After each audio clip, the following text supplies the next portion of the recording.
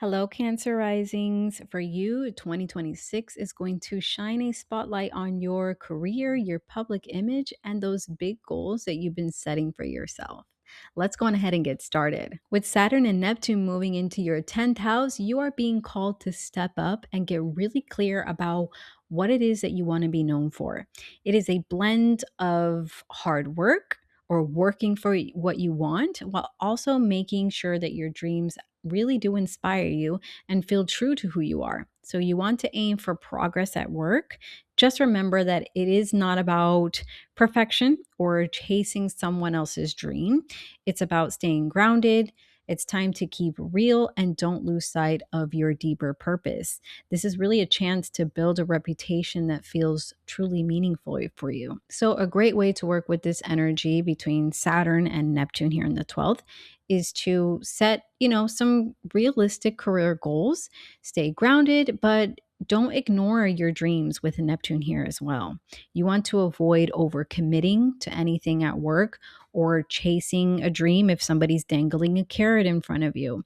You want to make sure that you're getting real clear on what is true and what might be just potentials. So, slow, steady progress is going to be the best way to go about it. You also want to be willing to adjust your public role or your professional direction as a whole if it's no longer fitting who you are authentically, like if it doesn't feel like it suits you anymore. And also be willing to adjust your public image or your professional direction if it is no longer fitting who you are authentically. And I do have some tarot spiritual guidance. I forgot to mention that there in the beginning. But with each transit, I have pulled some insights from your spirit team for those who will be watching this video. And for each transit, I pulled to see what's the spiritual message behind each of these.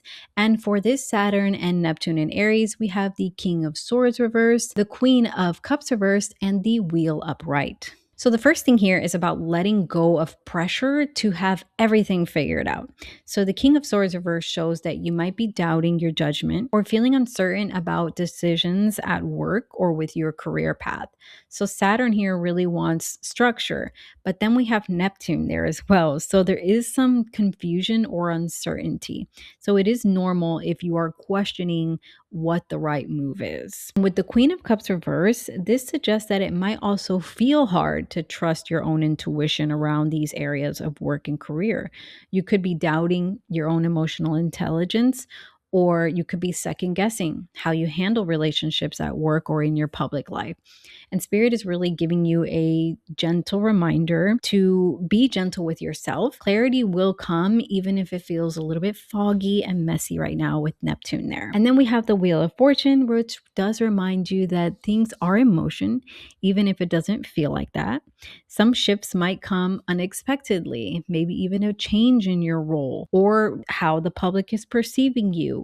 Change of jobs. Spirit wants you to know that these changes are a part of the bigger cycle and they are opening doors you couldn't see before. So the overall guidance for this transit is don't pressure yourself to have it all figured out. You want to trust that clarity will come with time. Be gentle with yourself and your intuition and stay open to any possibilities and changes that are showing up. Your career and life direction are going to be evolving and changing, and the shifts now are making room for growth and alignment in the long run. We also have the eclipse energy here between the 8th and 3rd house, 8th house Aquarius and 3rd house Virgo. And I will make a separate video where I will go more in depth for that eclipse energy during eclipse season. So I won't go too deep here, but with the 8th house and 3rd house, there is transformation in finances, intimacy. Your partner's finances could be changing, or things could shift on how you communicate. You may have sudden changes in joint resources. Again, your partner could be having changes in how they make money, topics related to debts or deepen connections through honest conversations may be things that arise here. You also may be finding new ways in expressing your voice, whether that's through writing, speaking, or just being more honest in your day-to-day life. So, a great way to navigate this would be to review anything that has to do with shared finances and be proactive about anything related to debts or investments. Be open to honest communication with siblings or relatives, neighbors, and clear communication is going to be key during this transit. Our spiritual insight for this is the Devil, the Nine of Wands, and the Four of Swords. So, the first thing here is about noticing where you might feel stuck or bound. The Devil shows that there could be old patterns or old attachments or fears coming up, and that could be around shared responsibilities or around money or even deeper connection and intimacy.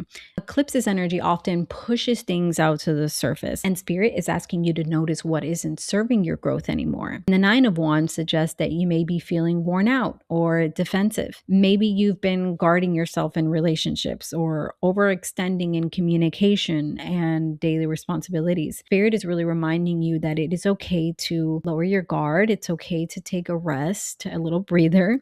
You don't have to keep fighting the same battles here. And that aligns perfectly with the next card, which is the Four of Swords. And this is really some practical guidance here. It's really asking you to take time to step back, to recharge and reflect. So, rest doesn't mean that you're not doing anything. It just means that you are allowing yourself space to process things that are coming up, especially around transformation in any relationships or any type of important transformations that happen in conversations. So, the overall takeaway for this eclipse season is to notice patterns of fear that pops up, any type of fears that are holding you back.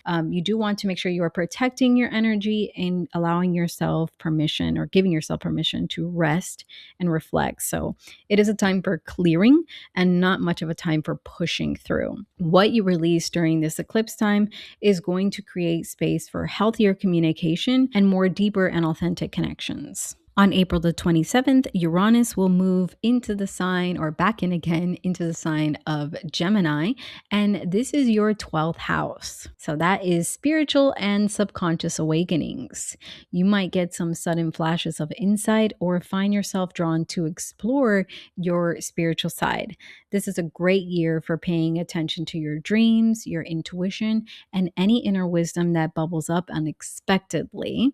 And this is a longer transit, so it's not just this year, but it does begin this year. So make sure you're taking time to rest and reflect as well, because you might be surprised at the things that you discover with Uranus in the 12th. You may also have some strange things occur in your dreams or in the sleep realm. I know that I began to experience some sleep related things when Uranus went into my 12th house. A great way to work with this energy would be to, again, pay attention to your dreams, maybe a dream journal if you'd like. Pay attention to your intuition, gut feelings. They may really hold valuable guidance, and make space for quiet time or allow yourself to explore spiritually in whatever type of way you find best suited for you. Our spiritual guidance for this transit is the Page of Pentacles, Five of Pentacles, and the King of Pentacles. Very pentacle energy here. So the first thing here that we're seeing is allowing yourself to stay curious and open to things that are emerging. So that shows that there's maybe some new insights or realizations or possibly even spiritual opportunities may be coming in. And that could be unexpectedly, but you might need to approach them with a beginner's mindset with the Page energy. It's going to be less about having all the answers and more about just being open to explore and learning as you go. With the Five of Pentacles, this is reminding you that sometimes this awakening can feel lonely or could feel challenging.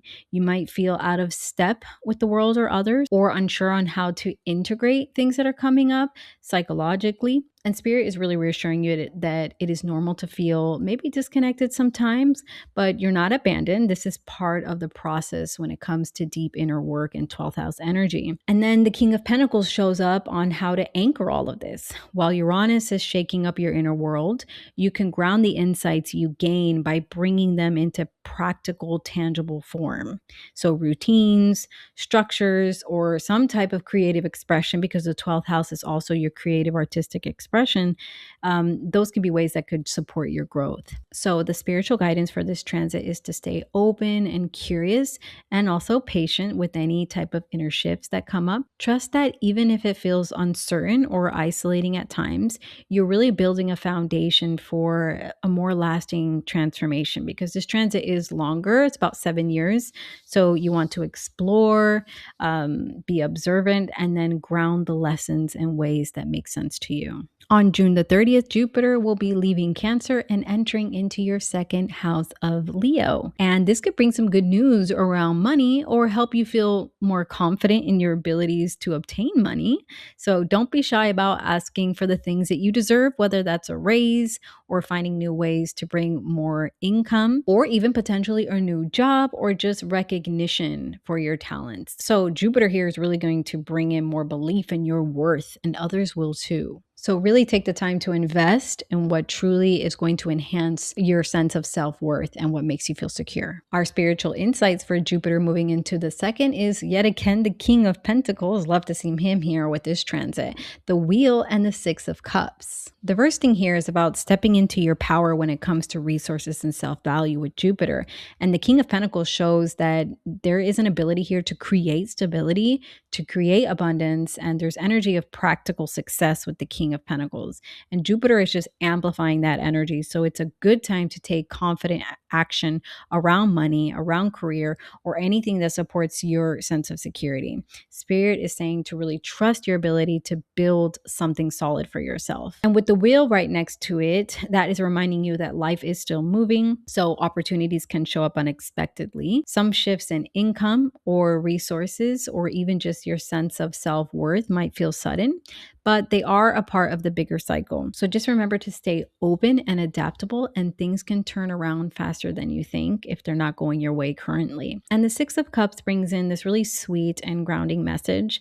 And this is about reconnecting with those things that really bring you joy and fulfillment. Sometimes abundance isn't just about money, but it's also about finding satisfaction in the simple, meaningful things that make you feel happy and secure. So the overall guidance for this transit is to step confidently into your value. Stay open to any shifts and remember to honor those things that truly nourish you. Jupiter here is expanding both your material and your emotional sense of self-worth. So this is a time to embrace opportunities for growth and abundance in all forms. On October the 3rd, Venus will begin its retrograde, first starting in Scorpio, retrograding back into Libra.